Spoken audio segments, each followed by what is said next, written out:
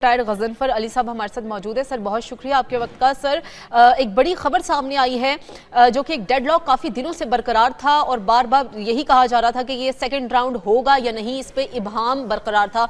Iran की जानिब से भी ना आने का बार बार कहा जा रहा था, लेकिन अभी ईरान ने खुद राबता करके कहा है कि सेकेंड राउंड के लिए पाकिस्तान में ईरान वापस आएगा अपने वफ्द के साथ, मुख्तसर वफ्द के साथ। किस तरह आप देखते हैं ये सेकेंड राउंड स्मूथली हो जाएगा? बिल्कुल। अब चूंकि ईरान की तरफ से ये चीज़ आई है और लेकिन इसके अंदर उन्होंने कहा है कि जो मुख्तसर वक्त के साथ आई है, तो मेरा ख्याल है बुनियाद एक सब इस स्टेटमेंट के तनाजुर में जो ज़रूरी चीज़ है देखने वाली वो ये है कि कम से कम दोनों वफूद एक टेबल पे बैठ रहे हैं और वो टेबल पाकिस्तान में इस्लामाबाद में लग रही है। उसके बाद अगर हम इससे एक्सपेक्ट करें कि जिससे तमाम मसले तय हो जाएंगे या कोई एग्रीमेंट हो जाएगा, बिल्कुल रुक जाएगी, तो I don't think so that is possible. होगा ये कि बुनियादी जो कोर पॉइंट है, जिसमें इस वक्त दुनिया का कोर पॉइंट जो है वो अपना होमस से रिलेट करता है, क्योंकि आपने देखा कि वहाँ पे ब्लॉकेड ईरान ने लगाया हुआ है और अभी पीछे अमेरिकन ने लगाया है। वो तो गड़बड़ कर रही है, वहाँ पे इसको वो ये कि कोई $3.4 बिलियन की सबमरीन है अमेरिकन, ने हिट किया और वो रशियन मिसाइल था। और आपको पता है ईरान के पास T-300 रशियन मिसाइल्स मौजूद हैं जो एंटी शिप मिसाइल्स हैं। तो अगर वो हो गया है तो ये तो बहुत बड़ा लॉस है। अमेरिकन के क्लेम थे कि 34 सवाल अपना उन्होंने ईरान को शिकस्त दे दी है, तो अब इस जो कैलकुलेट किया जा रहा है डिफेंस ऑर्गेनाइजेशन की तरफ से 40 जहाज जो अमेरिका को जी भी है, 15 भी है, F-16 भी है, तो 80-10 भी है, ब्लैक हॉक हेलीकॉप्टर। इस लॉस के तौर पे अमेरिकन जो है वो बुनियादी तौर पे क्या रहते हैं कि दुनिया ये तस्लीम करे कि उन्होंने ईरान को शिकस्त दी है, ईरान से उनका एडवांटेज ओवर है, इसलिए उन्होंने ईरान के ब्लॉक के पीछे अपना ब्लॉक लगाया। उससे अगर वो चाइनीज जहाज से रोका तो वॉर से तो फर्दर एनहांस इख्तियार बढ़ने का खतरा है।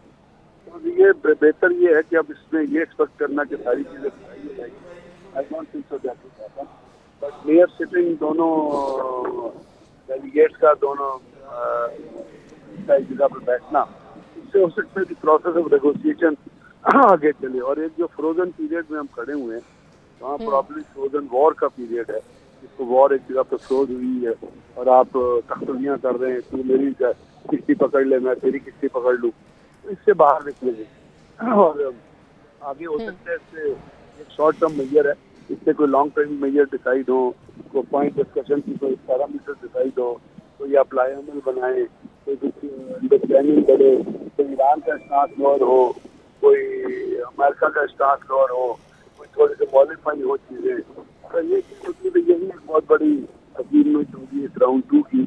लेकिन इससे ये ना एक्सपेक्ट कीजिएगा कि इसके तमाम मामला जो हैं मान देगा, ईरान को पैसे भी दे देता हूँ और ये चीज़ें भी नहीं करता। इससे सिर्फ ये होगा कि जो नेगोशिएशन है उसका प्रोसेस आगे चलेगा। सही। अच्छा सर, एक बात तो वाज़ेह है कि ईरान ने जैसे पहले कहा था कि जब तक ये धमकियां मेज़ ट्वीट्स बंद नहीं होंगी हम मुज़ाकरात की टेबल पर नहीं आएंगे। इसका मतलब है कि ईरान इस बात पे आमादा हो गया, इस चीज़ को उन्होंने छोड़ दिया है कि जो धमकियां मेज़ जो अल्फाज सदर डोनाल्ड ट्रंप की जानिब से कहा जा रहे हैं वो सिर्फ सियासी हैं और वो आमादा हो गया टेबल पर आने के लिए। लेकिन अपना हुर्मुज़ पर क्या अमरीका आमादा होगा कि अपनी जो ब्लॉकेड उन्होंने लगाई है वो छोड़ दे, या ईरान के ऊपर जो वो डिमांड कर रहे हैं कि अपना हर तरह से कंट्रोल अपना हुर्मुज़ पर छोड़ दे, ताकि फ्यूचर अगर इस तरह की कशीदगी पैदा हो तो दोबारा से ब्लॉकेड ना लगाया जा सके? ये किस तरह मुमकिन होगा? कोई गारंटी नहीं है कि कभी ब्लॉकेड नहीं लगाया जाएगा।